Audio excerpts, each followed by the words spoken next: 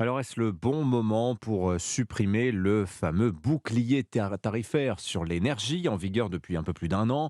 Le Conseil d'analyse économique et sociale se pose la question. Une petite musique qui monte sur fond d'environnement économique défavorable. Il y a les secousses sur les marchés financiers. Il y a la remontée des taux directeurs opérés par la Banque Centrale Européenne. S'endetter va coûter de plus en plus cher à l'État.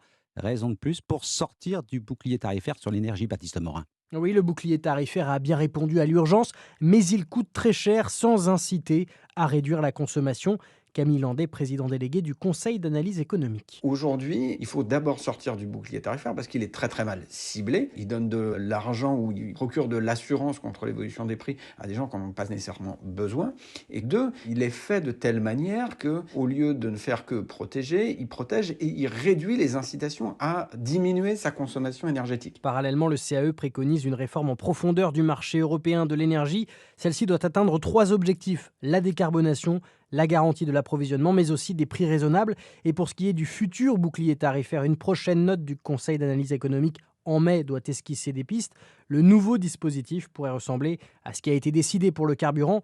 Après des remises généralisées en fin d'année dernière, le gouvernement a préféré au 1er janvier une aide conditionnée au niveau de revenus et à l'utilisation d'un véhicule pour aller travailler. Baptiste Morin du service économie d'Europe 1.